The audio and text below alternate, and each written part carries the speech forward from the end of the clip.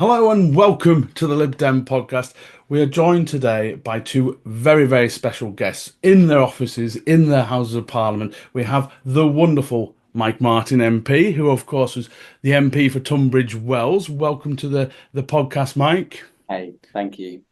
And Mike, for those that don't know, we're going to do a lot of conversation today, all about defence, the situation in Ukraine, what's going to happen now with Trump. And so the two people we've got, because we've also got Helen Maguire MP, who is our MP for Epsom and Ewell, and is also our defence spokesperson. Hello, Helen. Hi there. And so unusually, because I remember when I first joined the Lib Dems, kind of arm issues regarding defence and military, we were very much on the back foot of. But now you guys, I think there's 8 MPs that are former military personnel, I think. And so just to give a little bit of background, so Mike did war studies at King's College London, was in the Territorial Army, he was in the Royal Yeomanry and then the Intelligence Corps, and now currently sits on the Defence Select Committee. And while Helen was a captain in the Royal Military Police before coming on to this. So it's lovely to have you on board. And I suppose we have to start with what's going on at the moment in Ukraine. There's so much uncertainty about how dependent is Britain on the US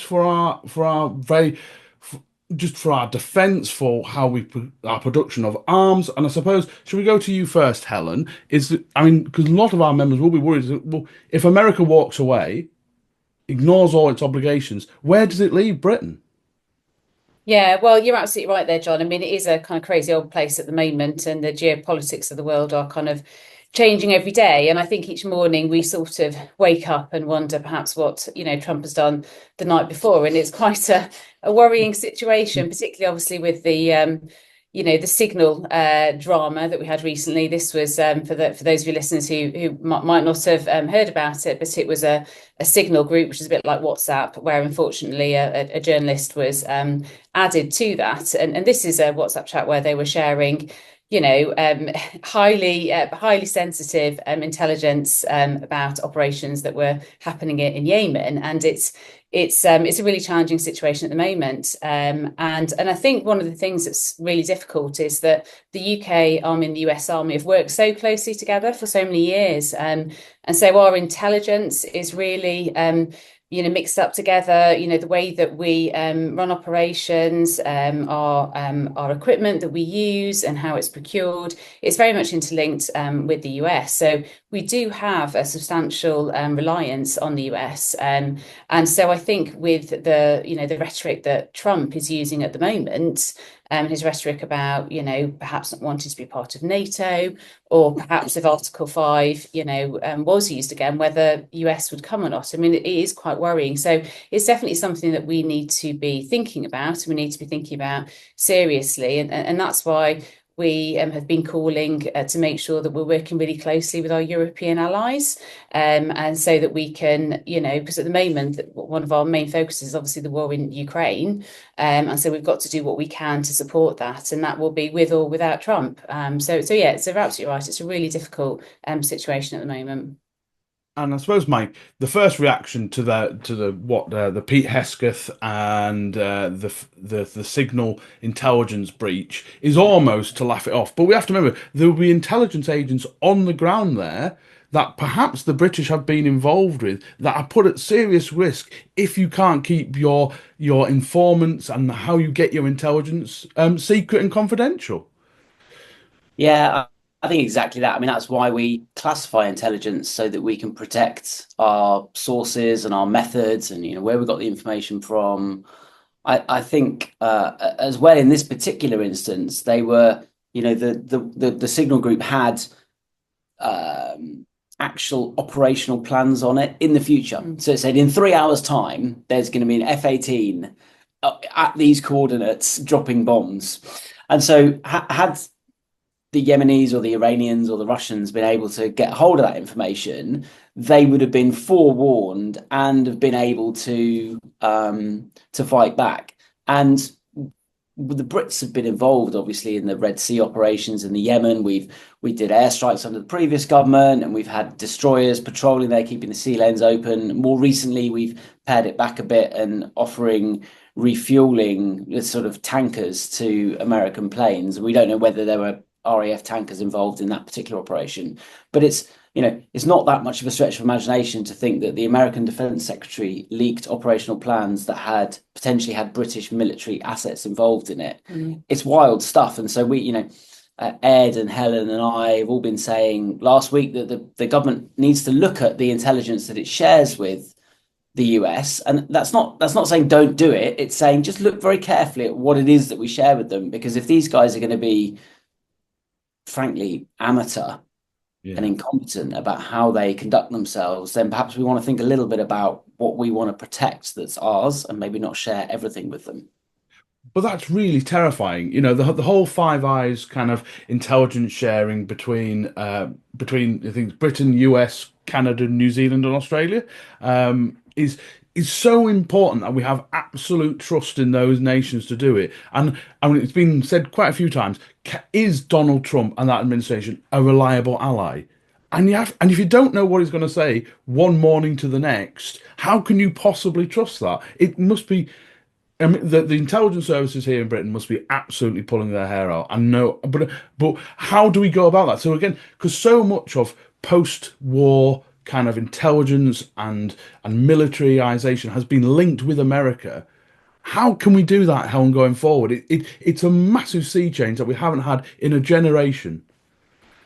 Yeah, it is an absolute massive sea change. And, that's why we've just got to kind of look at this again. And we've got to recognise at the moment the US still is an ally of ours, whether they are reliable or not. And then they are an incredibly important ally. I guess what we just don't know at the moment is how reliable they are and how much we can trust them. And obviously with the signal communications, that's been demonstrated.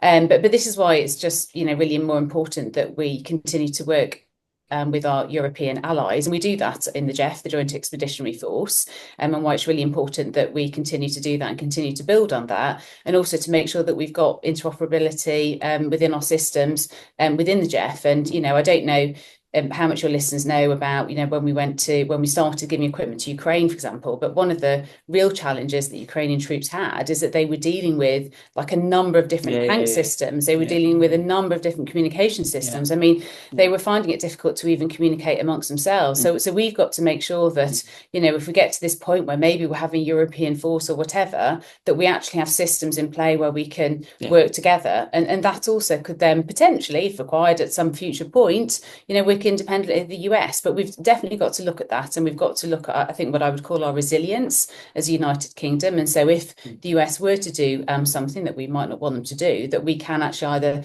stand on our own or certainly, stand stronger with Europe.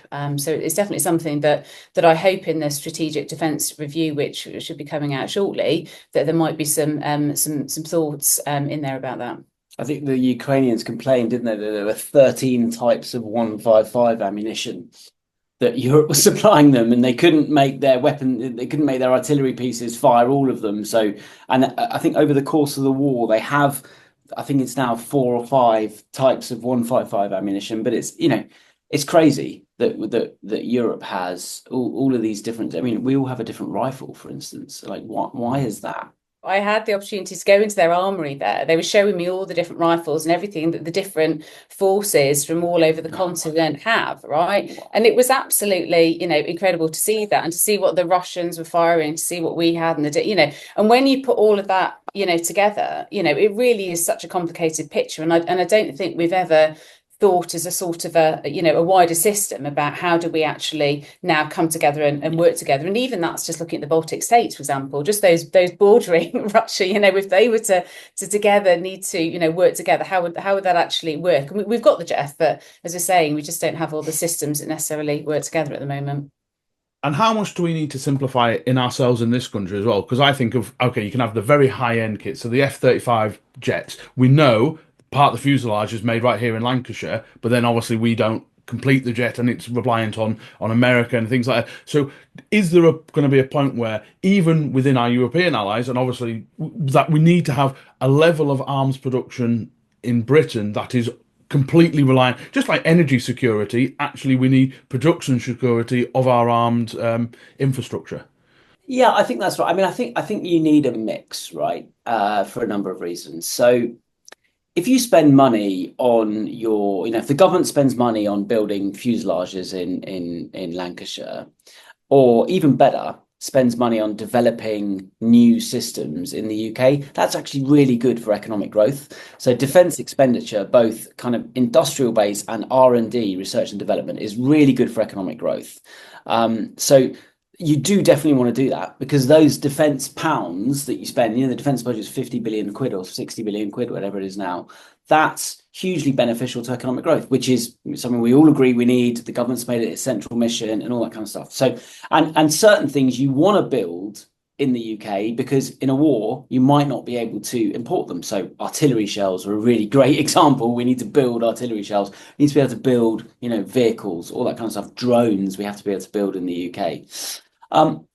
But for those, what I call exquisite bits of kit, F-35, stuff like that, often you can only build them in partnership with other countries, because you don't quite have the only really sophisticated bit of kit that we're able to build in the UK on our own, really sophisticated, are the nuclear submarines. And others are often we get bits from elsewhere. And sometimes these things are done deliberately to build relationships with different countries. And you end up with a bit of a mix. You build some really high-end, exquisite bits, and then you need, particularly when it comes to drones and consumable drones, you just need volume.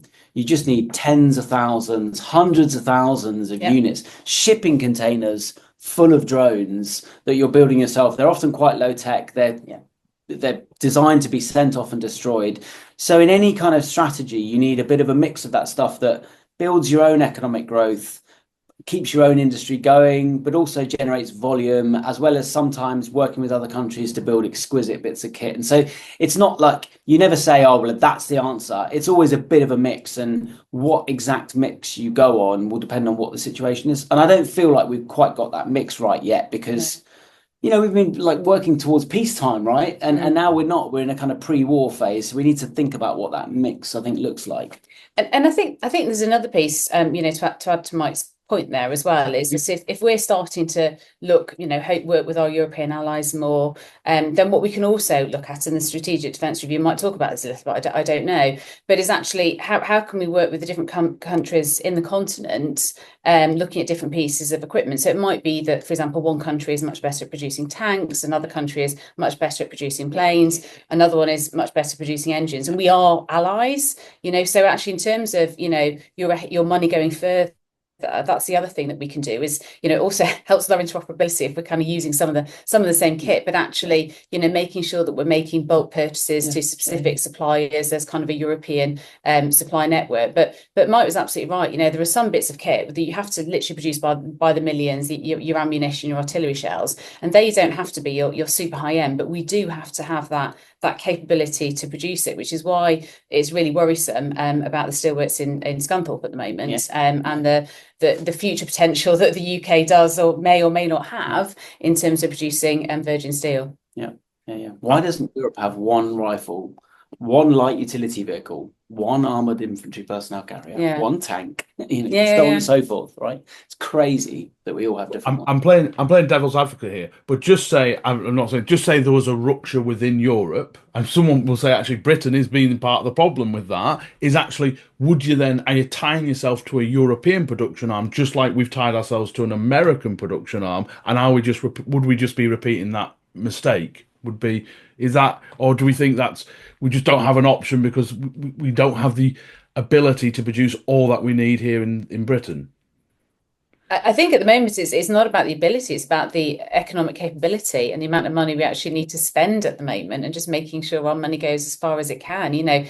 Every single country in Europe is really struggling at the moment to increase their defence spending, which is why the majority of countries haven't met their NATO commitment, which is part of the reason why Trump is so upset with all the NATO countries. I mean, there are very few countries. Which is actually a reasonable point. That's the one reasonable point I think Trump does make, is that we need to increase our defence expenditure. Yeah, so it's only countries like Poland, for example, that I think are spending about 4.7% of their GDP, that are really doing that. So we're all struggling. We all recognise we need to do more. One way of doing more is absolutely coming together. But to your point, point about would that be a problem if one of the countries decided they didn't like us anymore, for example? Well, I don't think winning war and having a battle is just about having different kit. There's a lot more to in terms of tactics to winning war than that, as intelligence and lots of other pieces that come into play about that. But I could see your concerns there. Yeah, and for me, again, I live in an area where the arms industry is probably the biggest industry in Central Lancs, is that it's a huge opportunity as well, and actually something where Lib Dems, if we're even talking politically, we can be on the front foot on that. I bet if you were to ask a majority of people in polling, should Britain have increased its military spending, I don't think you'd get an awful lot of pushback. And as Mike's alluded to, war economies tend to be fairly healthy economies. And you look at Germany's now thinking about heavy manufacturing again, whether that's Leopard tanks or whatever else, then there is an opportunity. But how closely are you working with Daisy to do this? Because as we know, there's a lot of things wrong in our country, especially systemic infrastructure issues, whether that's in hospitals or schools or sewage issues or anything like that. There's a lot of calls on that money. So it's a tough argument to have to fight for that pounds. And how are you guys going to do it as two of our representatives on the defence side of our party? Yes, so we've been working really closely with Daisy, certainly to get to the position of the Lib Dems increasing defence spending to 2.5%, and then our calls now to try to get to 3% by bringing the political leaders of other parties around the table to do that. But I think one thing to say is that whenever you kind of inject money into the economy, then you get more tax receipts as well. So actually, I don't think it's a bad thing putting more money into the economy. I think it's a really positive thing for the UK. And we've got so many fantastic universities, so many fantastic students in engineering. It's R&D, isn't it? Absolutely. So that investment, will bring back that money to go into the NHS. So I think it's a really positive thing to do. But yeah, we are working really closely with the Treasury team, and obviously whenever we want to suggest more spending commitments, obviously we'll have that debate with them. And this time we've got to that point where we managed to work it through, and that was through increasing the tax on digital services. So that's great news. And do we have to be a little bit honest with the public as well, saying, look, the world has changed. I know Rachel Reeves keeps on saying that, but then doesn't change what she's going to do. But we have to say, look, the GDP targets for it. I mean, a lot of people also don't know what that means. What is 3% of GDP? No one knows. Do we actually have to say, actually, we need this many soldiers, this many tanks, this many planes, and actually be a lot more just live in the real world where people can actually, because it's very difficult to sell things. And when you talk about millions and billions, people don't really understand what that is in context. But actually say, if we need 2 more subs or whatever that might be, Mike, is that the kind of language we should be doing? Saying, okay, particularly with our armed forces numbers, we know, our armed forces has shrank over years and decades, and do you think actually we don't have enough soldiers to actually do what we want going forward? Yeah, I think that's a really good point. And I think it's something that politicians should always think about, is not talking about things in abstract terms, because people just kind of switch the radio off and go back to what they're doing. So what we're saying, aside from that, is that we need to increase the size of the army by 10,000 on a pathway to 100,000, and that's where it was round about 2010, right? And the reason we want to do that is because it gives us the ability, when your army's that size of 100,000, you're able to do what we used to be able to do to NATO, which is deploy an armored division, or in these days, maybe an equivalent size of force, because, forces are changing with drones and all the rest of it. But that kind of size of force, which is, an armored division, is not something that you want to argue with, basically. And it enables us to contribute properly to NATO.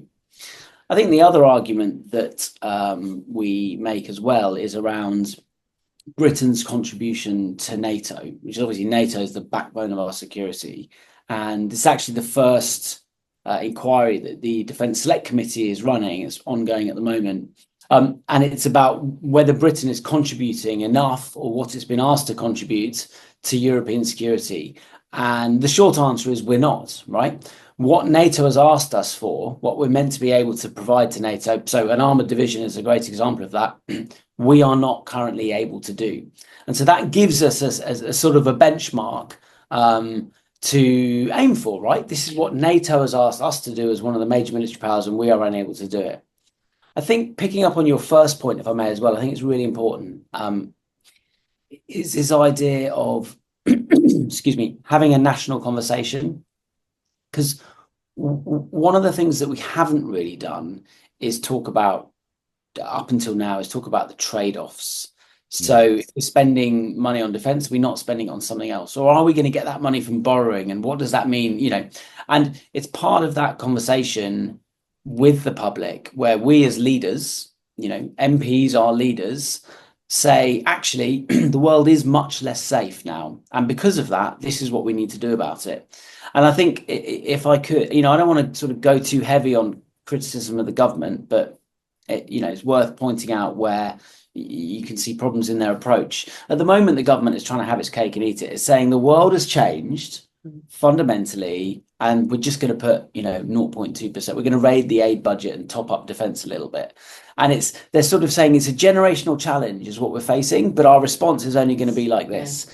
And that mismatch, I think, the public doesn't tune into that. The public think, well, okay, whatever.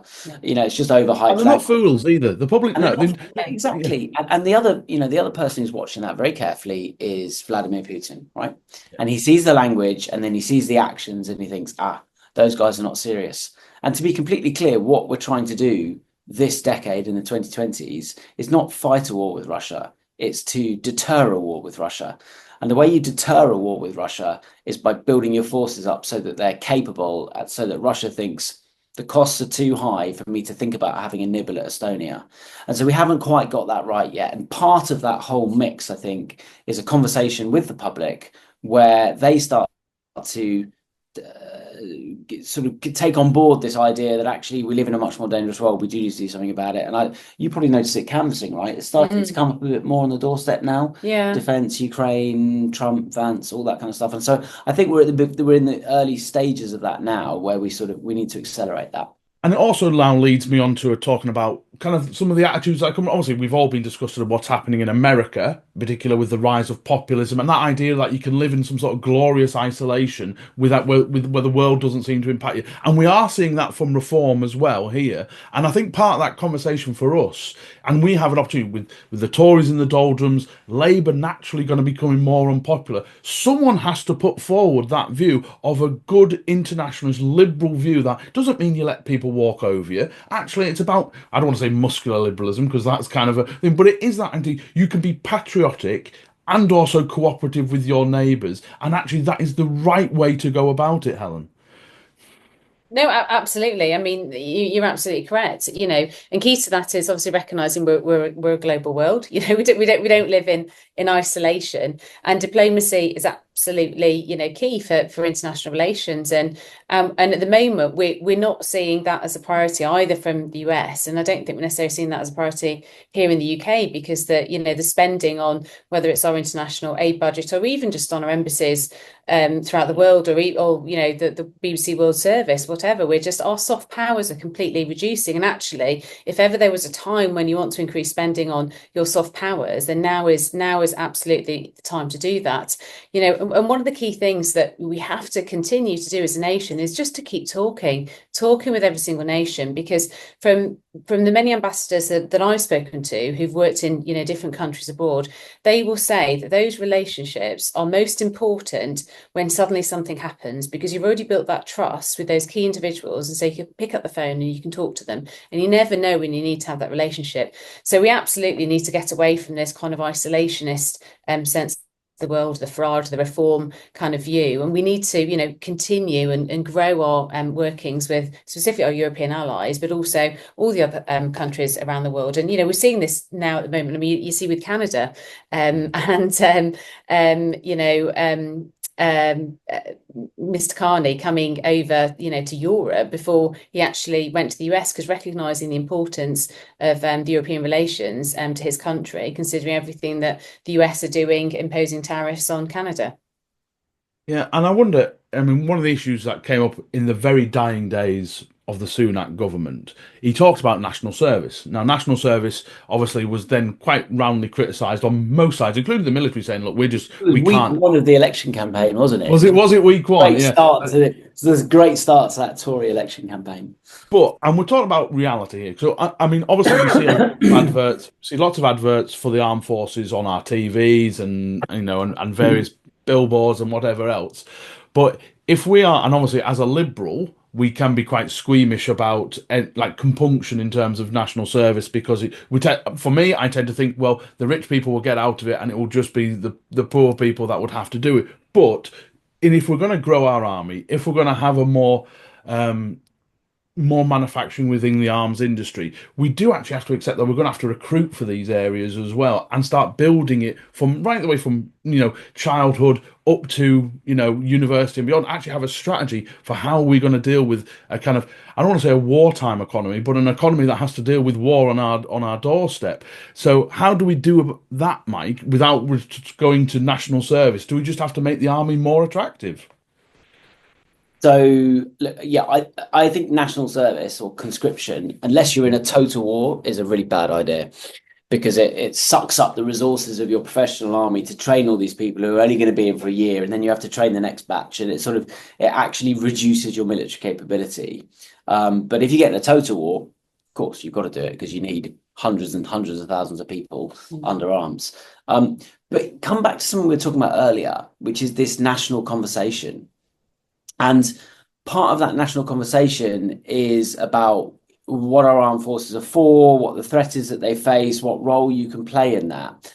And it's about Army or Navy or Air Force recruitment. It's also about thinking, actually, there's an apprenticeship there in a company that's making drones. That's cool, I'm going to do that. Whereas maybe you hadn't previously considered, or BAE Systems, running apprentice. You think, I hadn't thought of that before, but I'll do that because it's a good job.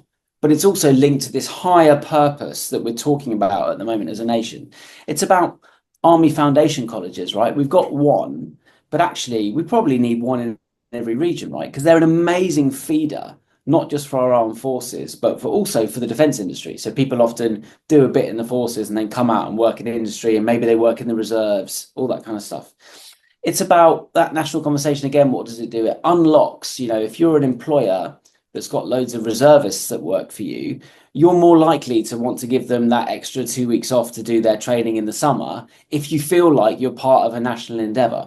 So it doesn't solve all problems, of course not, but it's the base layer, it's the fundamental, this national conversation, this shared endeavour. We know where we're going to, we know what the goals are, we know what roles we all have to play. And then once you've got that conversation going, you can have these specific interventions like more foundation colleges, more apprenticeships, new factories that are going to build shells, whatever it is. And those are the specific technological things that you do. But actually that underlies all of them is this shared endeavour, this conversation that we're all having about why it's so necessary that we do this at the moment.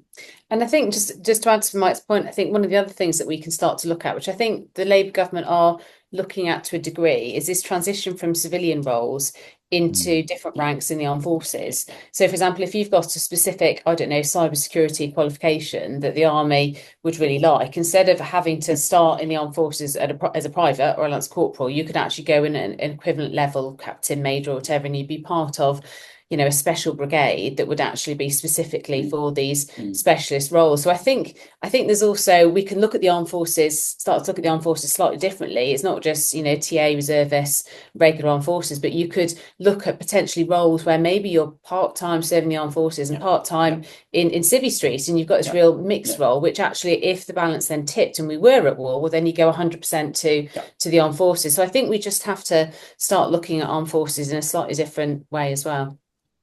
I suppose one of the things that also comes out, because again, Preston being a garrison town, we know the consequences of war can be very deeply felt, particularly with the veteran community, as well as current service personnel. And what I'd love to know your policies and ideas, because again, we've seen a lot of things in Britain creaking, and actually the veteran support and housing for veterans is another one of those where, are we getting that right as a country? I'm not sure we are, and whether or not we could do better. So I'd love to know what your ideas are for how we can help post-military, because both of you guys are almost shining examples of people who've had a military career and gone on to do wonderful things afterwards. But we know that's not the case. We know, sadly, way too many ex-servicemen take their own lives, and how we then can have a better prospect for those people going forward. There is the Armed Forces Covenant, and what I'd like to see is that more businesses, more councils actually adopt that. And what that's about is really recognising, armed forces individuals, people who've served, as being a particular community, and that particular community, having specific needs. So one thing that I found really astounding the other day is that for the majority of GPs, when they've got a patient who is a veteran, it won't say on the medical records that they were a veteran. Well, actually, I think it's really important that we know that they're veterans, because if we don't know the veterans, we can't provide them with specific support. So if something happens and they come to the doctor, they might not immediately say they're a veteran, but we know at the moment, for example, so I've got Combat Stress, the charity based in my constituency in Leatherhead, and from talking to them, they tell me that things like PTSD, they can demonstrate themselves about 15 years sometimes after an actual incident. So at the moment, when we've got more stuff happening in Gaza, in Israel, more stuff happening in Ukraine, there can be one incident and actually that PTSD comes to the fore, and the family might not know what's going on. They might not really know what's going on. And if it was on their record, then actually they'd be able to see that, and we'd actually then be able to provide more support for the veterans community. So that's certainly one thing that I'd absolutely like to see improved. Really, I was going to say similar stuff. It's quite interesting you talk about 15 years later. I'm about 10 years out of the army. We're both about the same. And I don't know about you, but I don't look at images online now of conflicts. I just not interested in that. But on the Armed Forces Covenant, so the government's going to be putting through next year an Armed Forces bill that is going to basically tighten up some of the things around the covenant. So at the moment, it's kind of like you say, it's a bit voluntary, isn't it? GPs don't have it on there. So there's a whole bunch of things that they're going to be looking at too. And this is supported cross-party, right? This is not all parties support veterans. But they're going to be looking at, some of the differences between England, Wales, Scotland, Northern Ireland, trying to minimise those. If you start treatment in one area, it can transfer if you get posted, all the rest of it, and just making sure that the covenant works as well as it can so that society does recognise the unique contribution that service personnel and veterans make. And then public bodies are taking that on board and making sure that they adjust their service provision appropriately for veterans. So I think that there is more we can do. I think the government does have that in hand, and I think that's we're doing it. We've done that in Defence Committee. We're looking at some of those things going forward in a kind of cross-party manner. I suppose there's no way we can end this conversation other than in Ukraine. It would just seem to, and it obviously at the moment now, again, as people listen to this, if they don't listen to it straight away, who knows what outcomes will happen. Currently, Trump and Putin and Zelensky and the various intermediaries in Europe are obviously having daily discussions, it seems like. But I do wonder, in the long term, will any peace plan that sees Ukraine losing 20% of its territory make the world a safer or more dangerous place? I have my best man currently lives in Taiwan, and obviously it's a very scary time for them. And it because if we allow Russia to seem like they've won, what does that leave the world? And I'll start with you, Helen.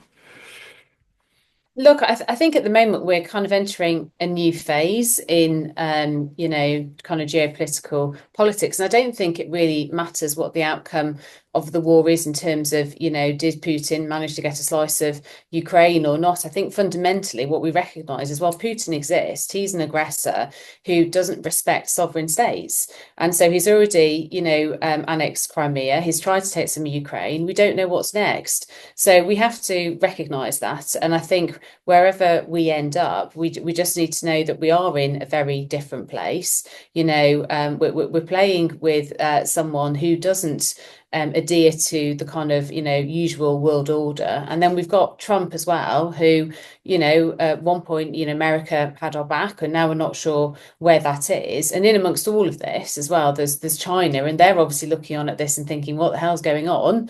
And they like to view things in sort of like 100 years, not 5-year terms like we do here in the UK. So their perspective is very different. So I think at the moment we're just entering this phase, which is a lot more volatile than we've ever seen before. We're coming out of this sort of very peaceful phase, and none of us are really sure what's going to happen next. So it's a really volatile situation. It's changing all the time, and we can just obviously hope for the best, but I think we've got to prepare for the worst.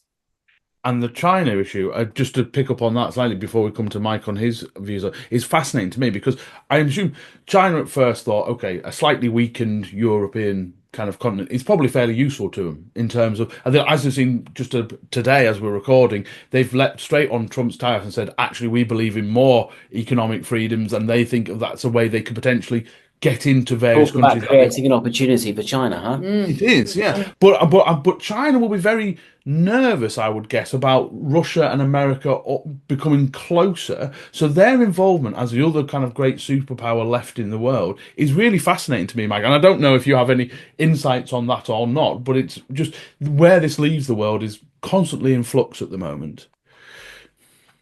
Is this sort of this idea that you've seen of the kind of reverse Nixon, where America tries to peel Russia away from China?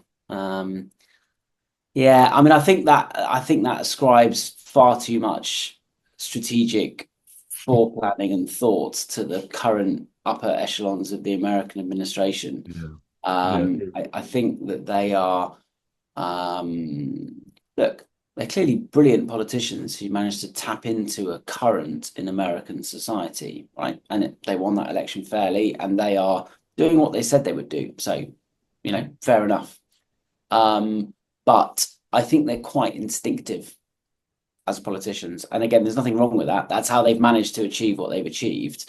But I think the idea that they have a sort of a 17-stage plan to peel Russia off China, I think probably, I'm not sure that that's going on. I think what's happening is much simpler, is that they kind of view Ukraine as a transaction that they're paying for, and they don't want to pay for it.